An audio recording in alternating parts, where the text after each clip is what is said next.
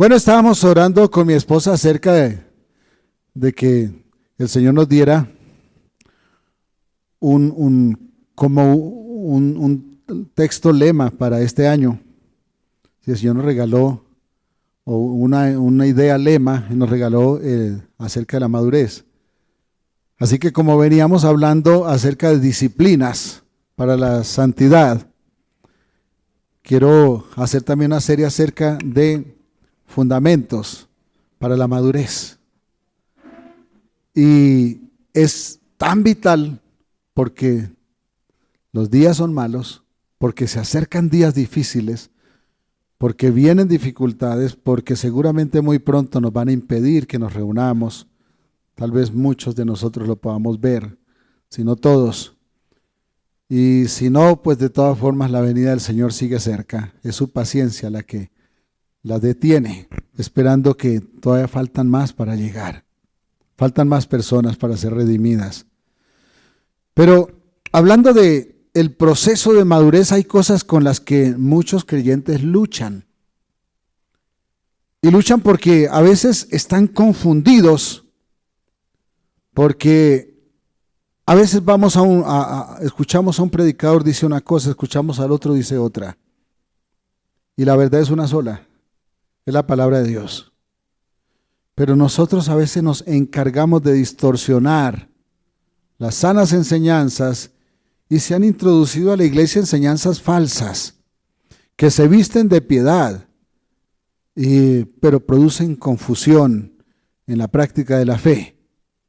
Y cuando alguien se siente confundido, entonces su fe se mina, tantas veces de desánimo o de decepción. Uno encuentra muchas personas en la calle diciendo: yo fui evangélico tantos años, pero mire, aquí estoy. A veces en el vicio, a veces sufriendo situaciones complicadas. Ninguno de nosotros, ninguno de los hijos de Dios es perfecto, así que el problema de la sana fe no tiene que ver con la imperfección de las personas, tiene que ver realmente con la distorsión de la doctrina.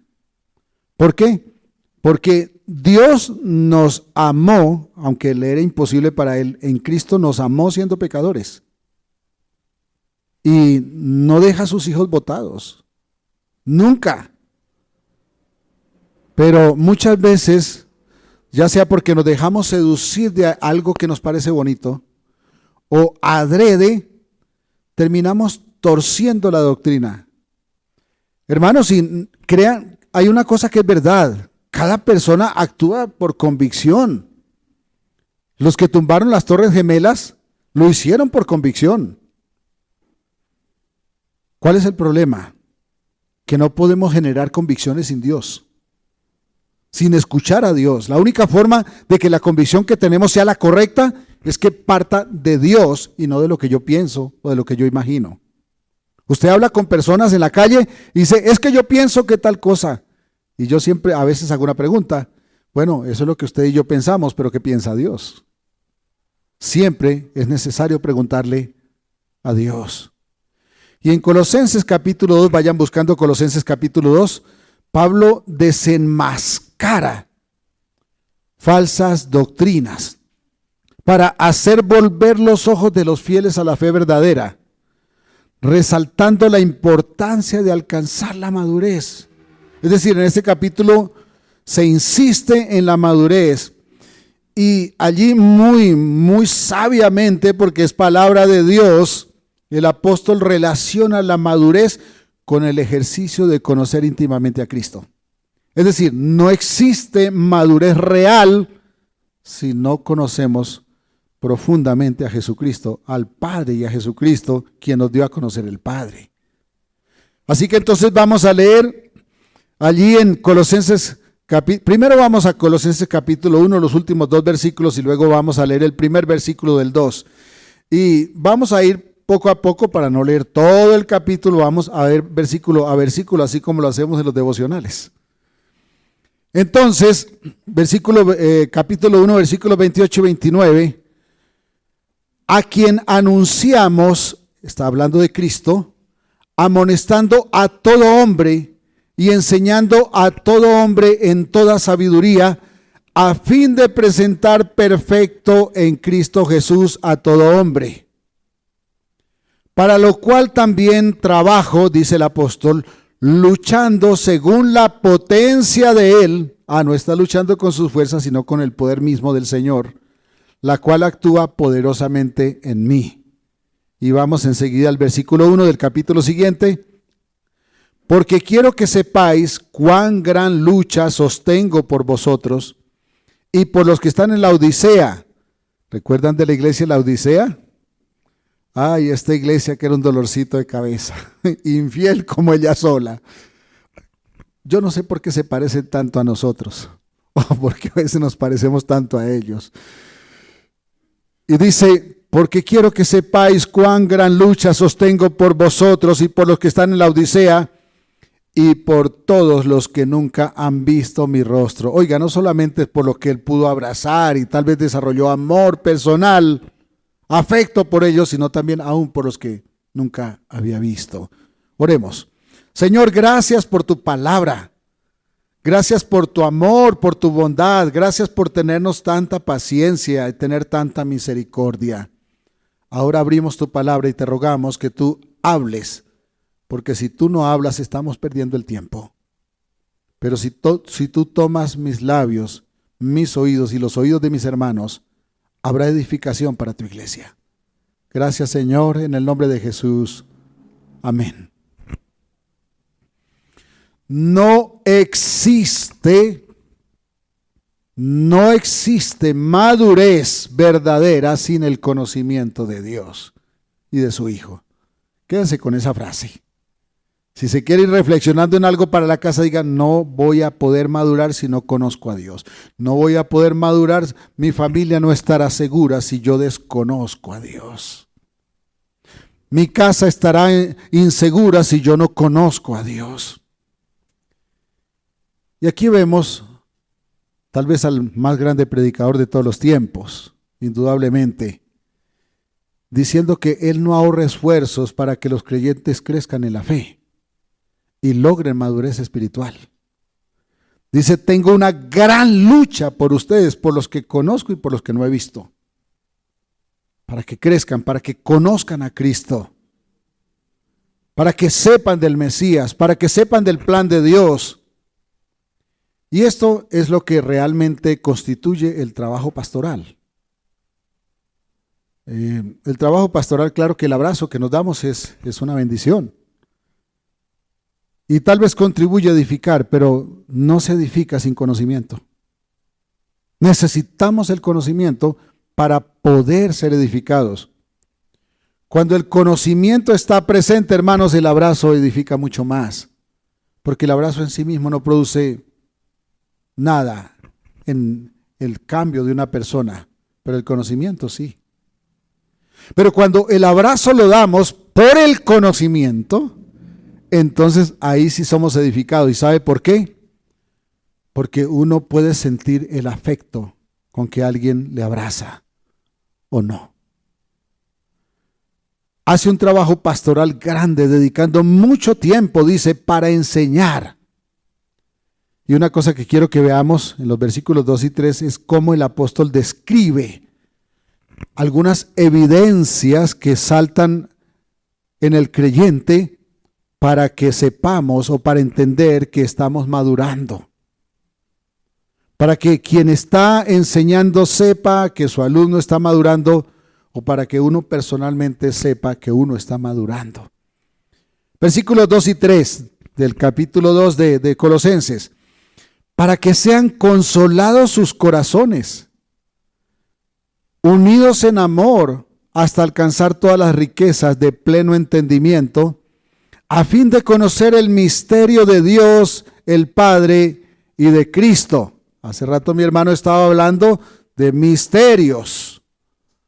Bueno, no podemos definir a Dios jamás en su totalidad, pero podemos entender lo que Él quiere dar a conocer a nosotros y nosotros podamos andar.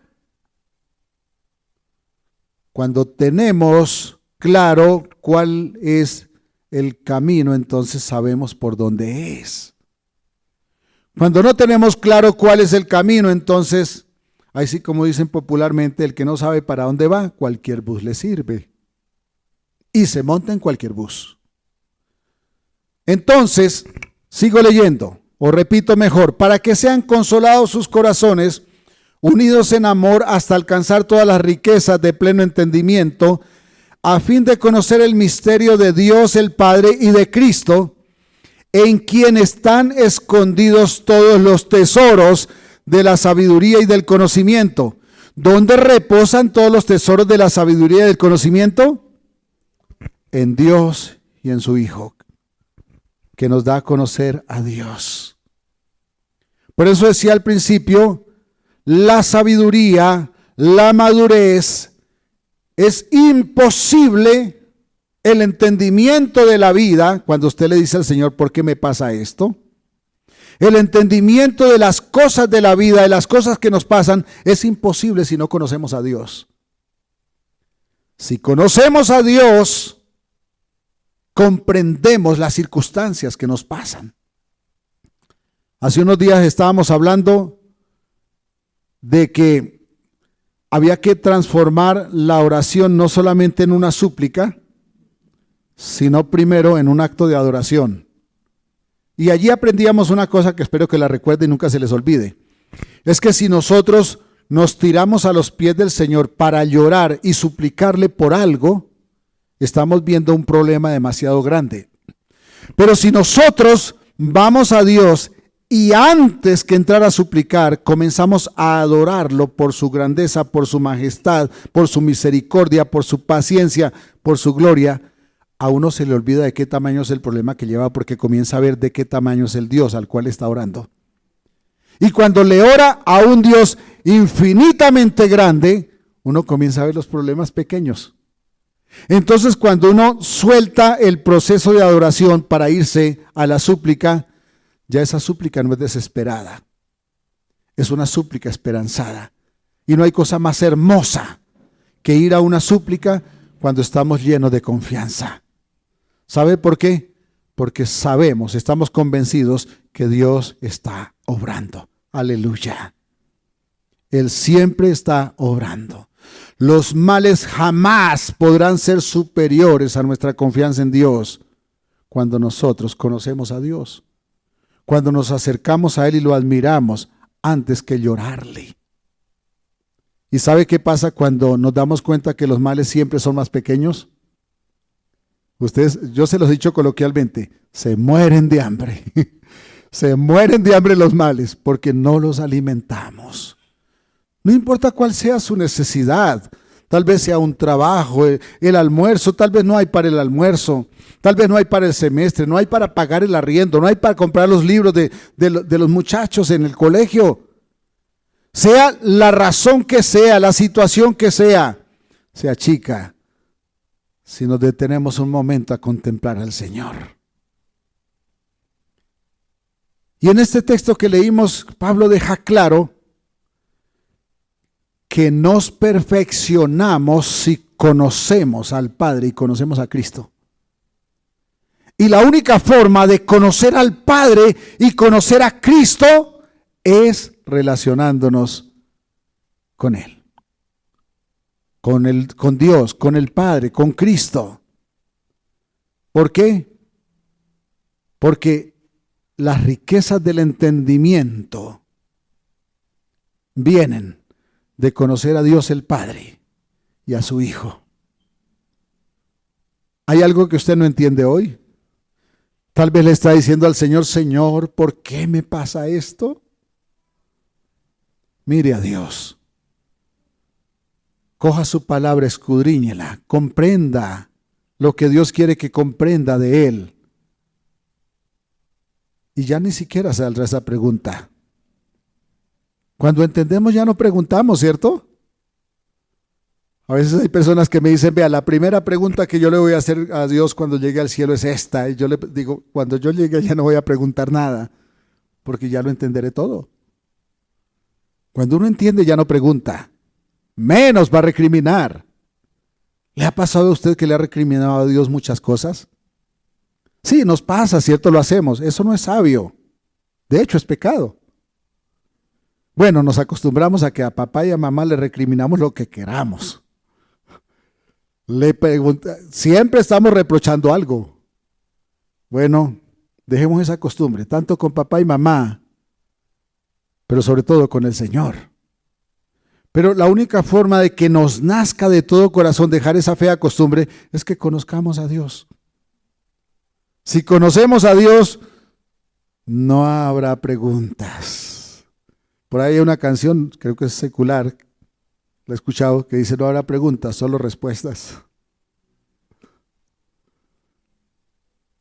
Somos perfeccionados si conocemos a Dios, si conocemos a su Hijo, es decir, si nos relacionamos con Cristo, porque el versículo 3 dice: porque en Cristo están escondidos todos los tesoros de la sabiduría y del conocimiento del Dios que necesitamos conocer. Y no solamente de la persona de Dios, sino de las cosas de Dios. Es decir, entendemos el mundo, entendemos la vida, entendemos las circunstancias que pasamos, entendemos lo que pasa en nuestra vida, lo que pasa con nuestros hijos, lo que pasa con lo que estamos viviendo. ¿Le ha pasado que se siente muchas veces en una sin salida? Conozca a Dios. Ya no habrá sin salidas. A mí me gusta decirle a las personas cuando vienen con la cabeza caliente, que no saben para dónde agarrar, desesperados, les digo: espere un momentico, no tome decisiones con la cabeza caliente. Porque cuando uno tiene la cabeza caliente, regularmente nunca ve puertas, pero no significa que no las hay. Siempre hay salidas, pero uno con la cabeza caliente no las ve. Entonces, cálmese, que las peores decisiones que uno toma, siempre las toma con la cabeza caliente. Pero todos tendemos a tomar decisiones con la cabeza caliente. Llega un día en que decimos: ya no más. Ese día explotamos, ese día rompemos todo y ese día decimos: hasta aquí. ¿Le ha pasado? Las jovencitas sonríen porque le ha pasado con el novio. Los esposos porque le ha pasado muchas veces con la esposa. Y después toca recomponer la puerta que queda rota. Es necesidad de conocimiento. Necesitamos conocer a Dios. Hermanos, nos vamos a morir defectuosos. ¿Por qué no aprender a amarnos aún con los defectos? Claro que la idea no es morirnos cada vez más, cada vez peores, no. La idea es morirnos cada vez mejores. Pero mientras vivamos en este mundo, nada será perfecto. Vamos a tener que aprender a convivir con la imperfección de los demás, con la imperfección del almuerzo que tantas veces el esposo le tira por los pies a la esposa, con la imperfección del patrón que primero insulta y luego sí reconoce. ¿Qué ha pasado? Yo tuve un patrón que me trataba de ladrón, porque yo le gerenciaba una bodega, y después de eso, cuando encontraba las cosas decía: entonces no he dicho nada. Que si lo aprecio, sí. Sé que le fue muy mal, sé que su empresa quebró, sé que se puso por ahí a conseguir chicas y quedó sin nada. Pero tenemos que amarlo porque Dios lo ordena. Yo le decía gran corrupto y compañía limitada a mi patrón, porque era demasiado grosero. ¿Qué necesitamos para superar esos traumas que nos causan las cosas, que nos causan las personas, que nos causa el trabajo, que nos causa la economía, que nos causa la enfermedad, que nos causan los demás? ¿Qué necesitamos? Dígalo conmigo: conocer a Dios. Conocer a Dios. Porque Él es la fuente del entendimiento, porque en Cristo están escondidos todos los tesoros de la sabiduría y del conocimiento. No solamente de Dios como persona, sino de todo lo que tenemos o que tiene que ver con nuestra vida. Es decir, el problema con el cual estoy luchando será menos problema si yo conozco más a Dios. Y esto no es religiosidad, esto es la verdad, hermanos. La madurez resulta de conocer a Cristo. pero dije que íbamos a ver algunos aspectos que el apóstol habla de qué evidencias tenemos en estos dos versículos de la madurez. Bueno, ¿qué dijo el versículo? ¿Qué tal si lo leemos de nuevo por si se les olvidó ya? Para que sean consolados sus corazones, unidos en amor, hasta alcanzar todas las riquezas de pleno entendimiento, a fin de conocer el misterio de Dios el Padre y de Cristo, en quien están escondidos todos los tesoros de la sabiduría y del conocimiento. La sabiduría resulta de conocer a Cristo. ¿Y qué efectos tenemos entonces? Bueno, aquí no digo que lo que se menciona aquí es todo, pero menciona unos aspectos muy valiosos. ¿Cómo evidenciamos a través de ese texto que estamos madurando o que hemos madurado? Primero, somos consolados. ¿Qué dice el versículo 2? Para que sean consolados sus corazones. Es que ese corazón sí le encanta llorar, ¿no? Llorón como él solo, pobrecito yo, es que nadie me quiere. Es que todos me odian. Si usted conociera mi vida, si usted supiera lo que me pasa a mí. Bueno, la verdad es que yo que he tenido tanta gente sentada escuchando o escuchándolos, me he dado cuenta que la vida de cada uno es una película que muchas veces o que casi siempre desconocemos. Así que no se preocupe, mi hermano, usted no es la única película. Cada uno somos una película. ¿Por qué nos lamentamos? Es que unos tenemos la fea costumbre de quejarnos más que otros. Otros pasan las dificultades y ni siquiera se quejan. Unos de una manera, otros de otra.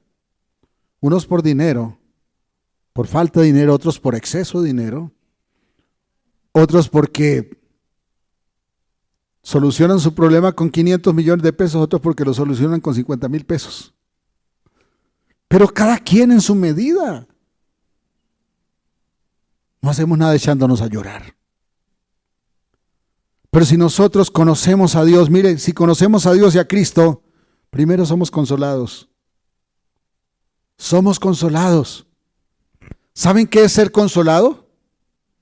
Es poder vivir en quietud, en ánimo, en paz, en gozo. Es tener la bendición de saber que ahí está Él, que nunca se ha ido y que aunque lo que vean mis ojos parezca terrible, todavía Dios está ahí. Todavía Dios está ahí.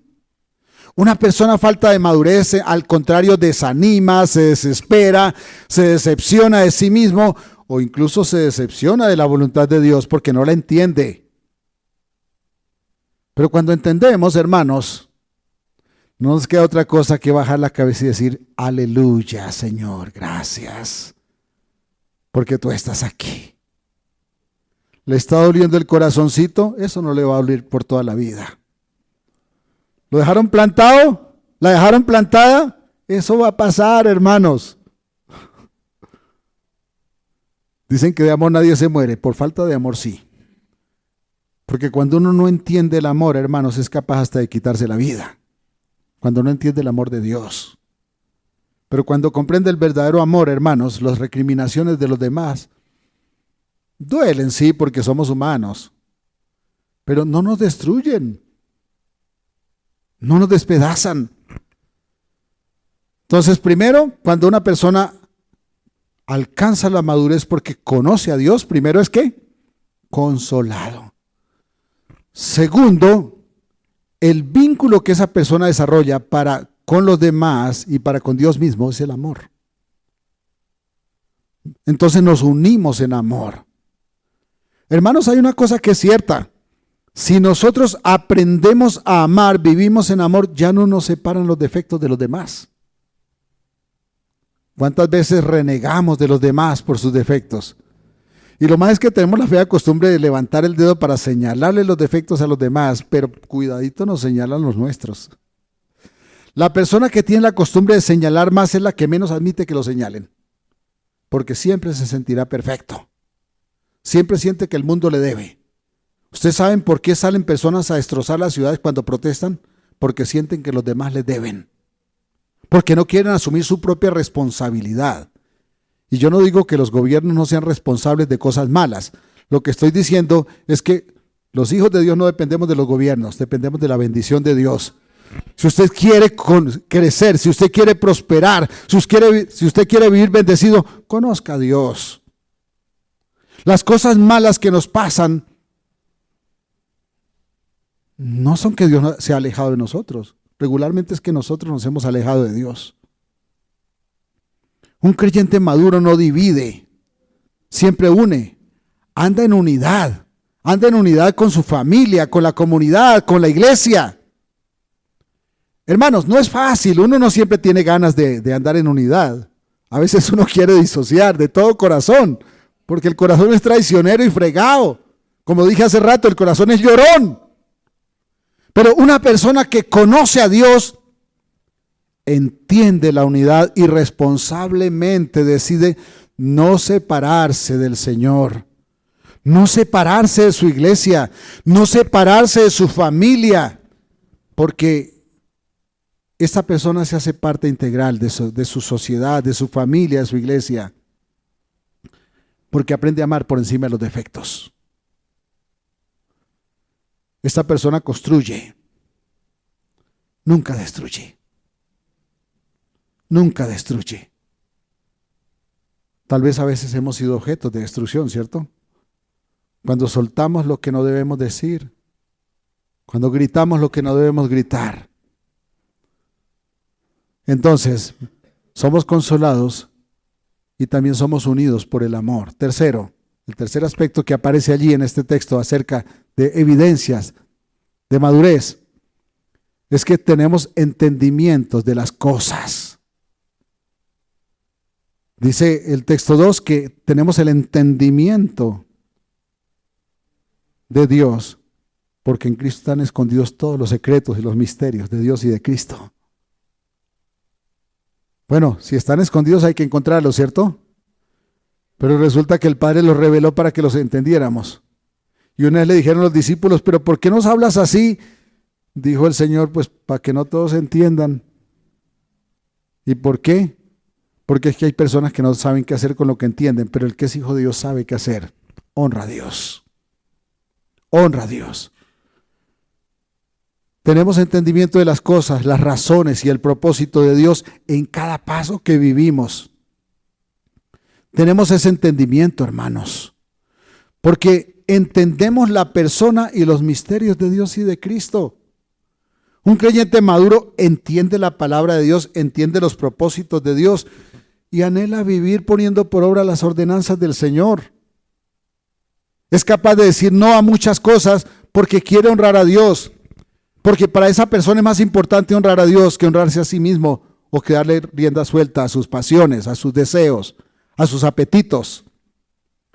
Los versículos 4 al 7 dice, y esto lo digo para que nadie os engañe con palabras persuasivas, porque aunque estoy ausente en cuerpo, no obstante en espíritu estoy con vosotros, gozándome y mirando vuestro buen orden y la firmeza de vuestra fe en Cristo.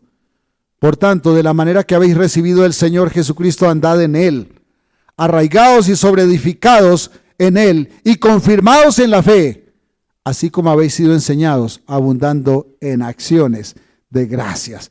¿Cómo nos cuesta dar gracias cuando sentimos que algo nos duele, no? Cuando sentimos que alguien nos debe algo.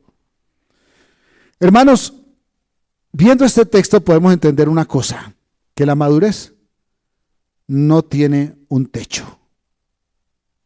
Es decir, no tiene un fin.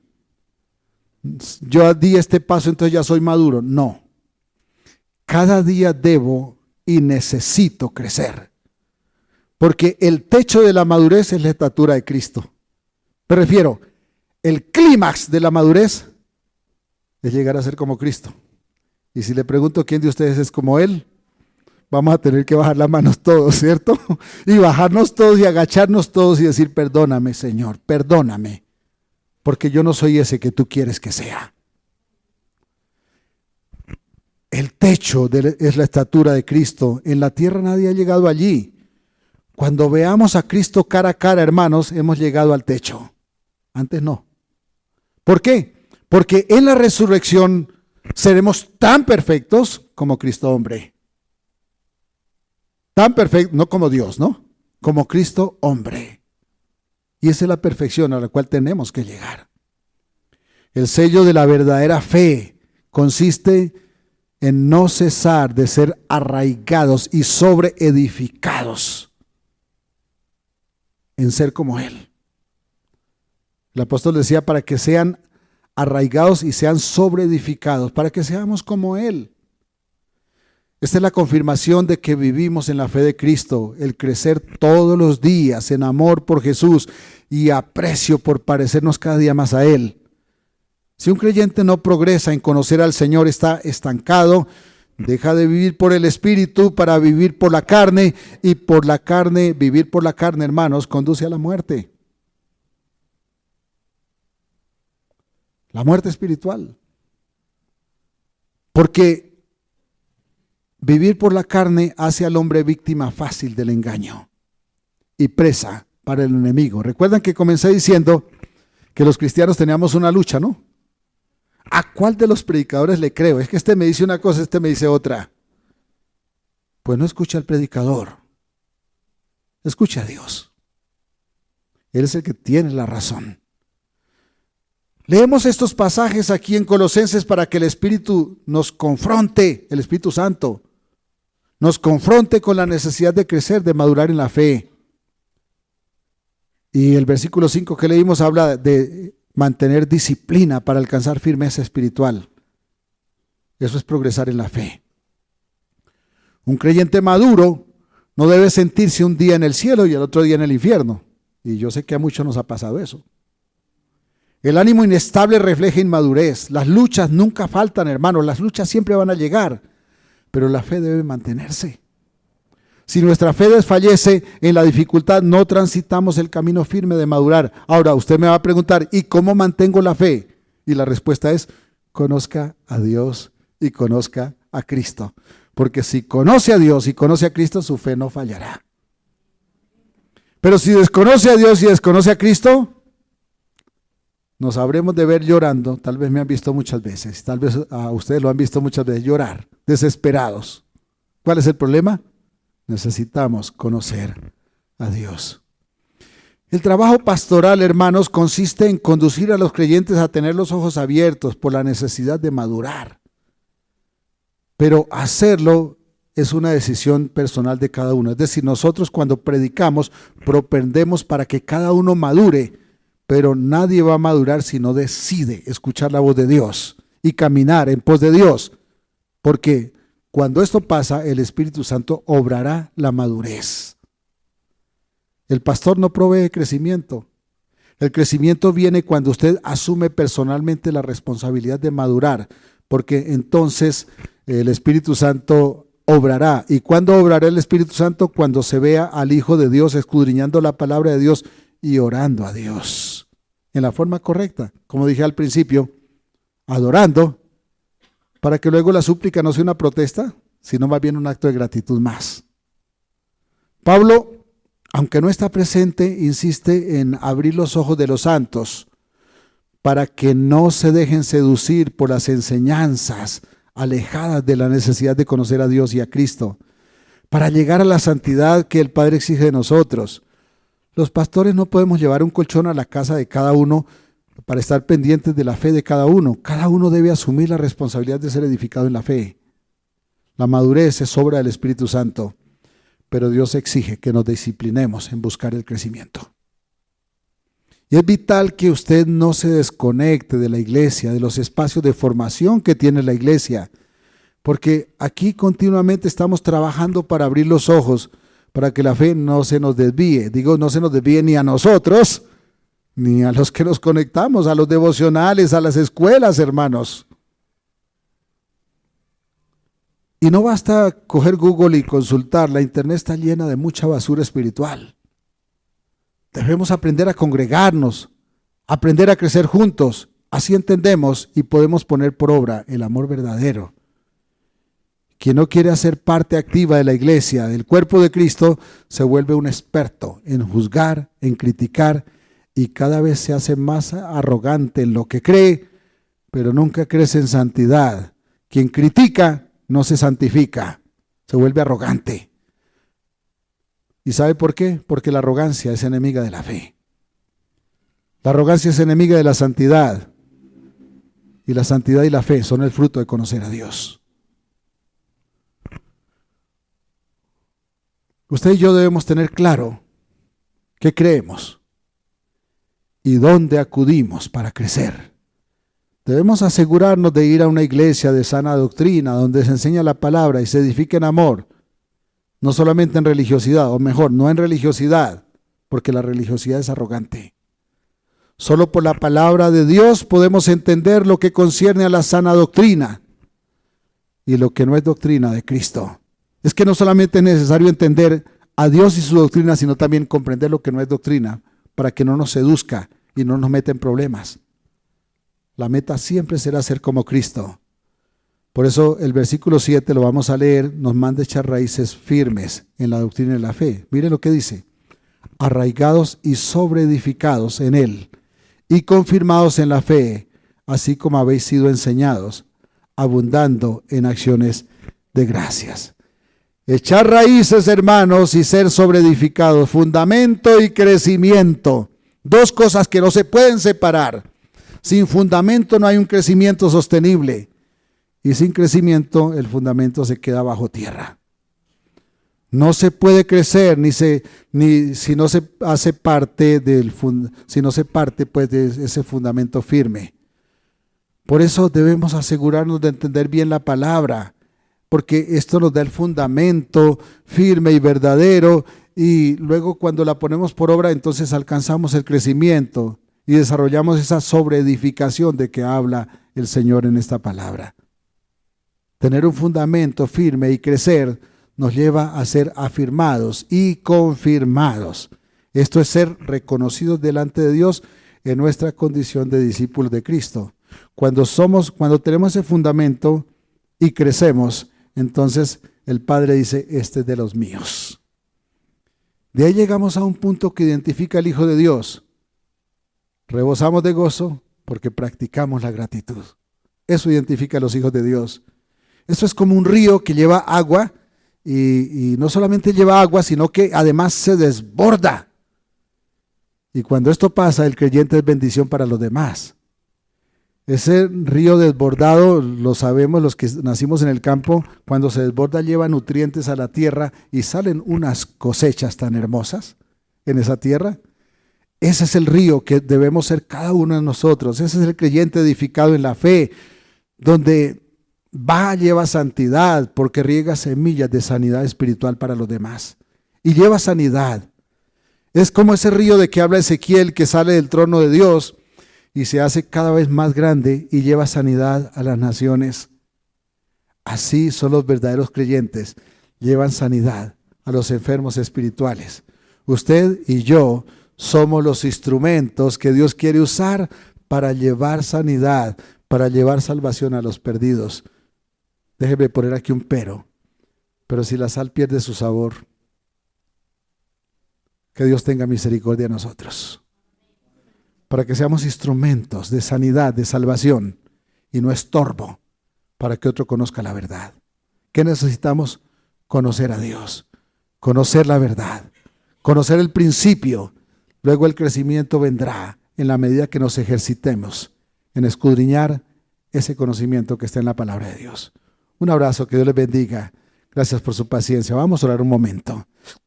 Señor, gracias por tu palabra.